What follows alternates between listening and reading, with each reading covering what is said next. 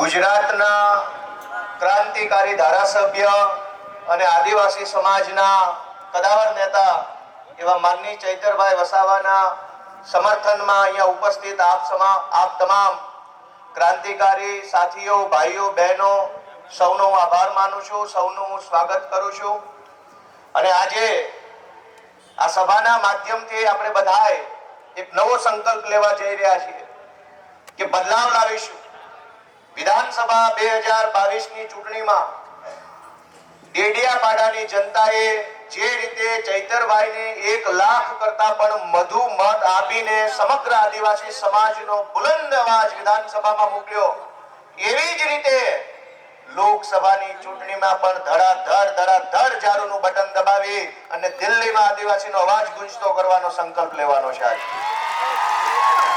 સાથીઓ, આદિવાસી સમાજ સાથે છેલ્લા 40 વર્ષથી ખૂબ અન્યાય થયો છે, પણ વિકલ્પ ન હોવાના કારણે મજબૂરીવશ લાચારીમાં ન ગમે તો પણ ક્યારેક ભાજપને કે ક્યારેક કોંગ્રેસને કે ભાજપને કે કોંગ્રેસને મત આપણે આપતા આવ્યા. 40 વર્ષ જતા રહ્યા, કાયદાઓ કેટલાય બન્યા સંસદમાં, વિધાનસભાઓમાં, કાયદાઓ કાગળ ઉપર રહ્યા, પણ એક ગરીબ આદિવાસી, એક ગામડાના નાના ખેડૂતના હાથમાં જમીનનો એક નાનકડો ટુકડો આજ દિવસ સુધી નથી આવ્યો. આજ દિવસ સુધી એક નાના માણસને એનો અધિકાર નથી મળ્યો.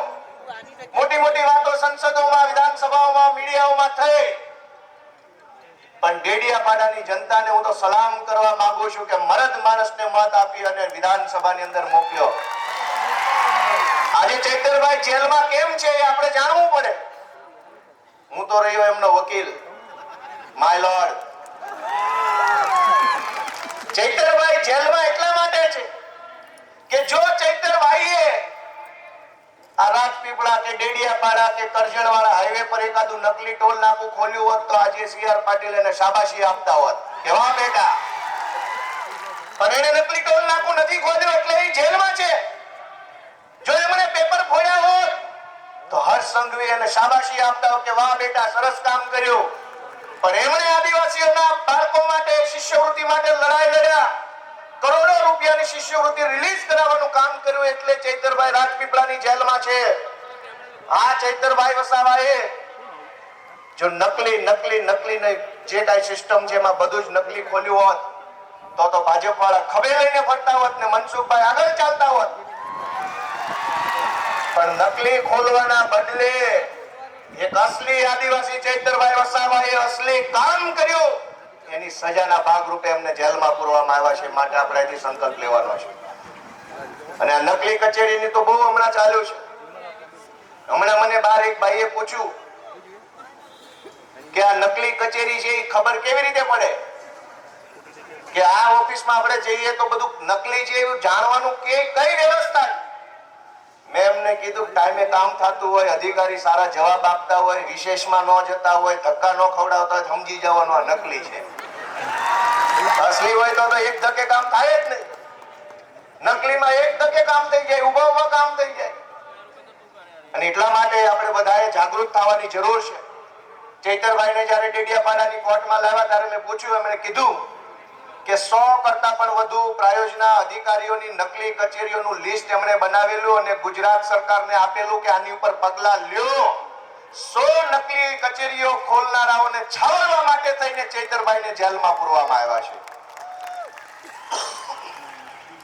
અને મજાની વાત જો, આખી FIR માં 60,000 રૂપિયા માંગ્યાનો આરોપ છે. જે ચૈતરભાઈ વસાવાને 1 લાખ લોકોએ મત આપ્યા હોય અને ગુજરાતની સરકાર 1.5 લાખ પગાર આપતી હોય, એને 60,000 માંગ્યા એવો નબળો આરોપ કરીને તમે તમારી જાત છતી કરી છે ભાજપ વાળાઓ. ખોટો તો ખોટો, પણ થોડોક આરોપ એવો મૂકો કે કોઈને માનવામાં સાચો લાગે.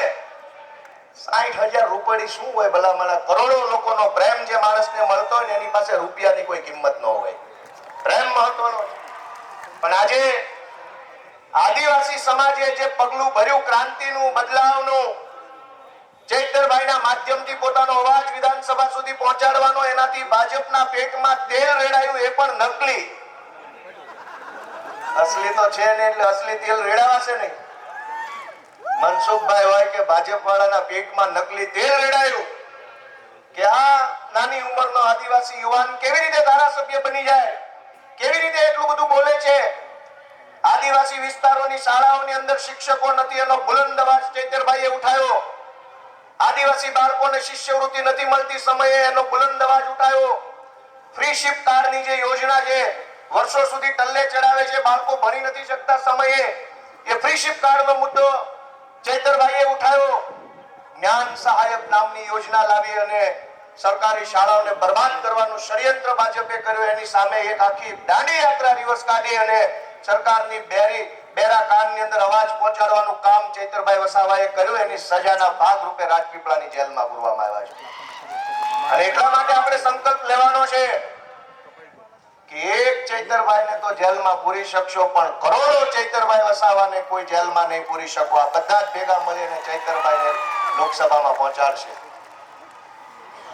સાથીઓ, એક ગંભીર બાબત આપણે સમજવી જોઈએ કે દુનિયાના છેલ્લા 100 વર્ષના ઇતિહાસમાં કોઈ સમાજ, કોઈ જ્ઞાતિ કે કોઈ વ્યવસ્થાએ પ્રગતિ કરી હશે તો એના મુખ્ય 3 કારણ છે. કે કોઈ સમાજે આગળ વધવું હોય તો એની પાસે જમીન જોઈએ. જમીન ન હોય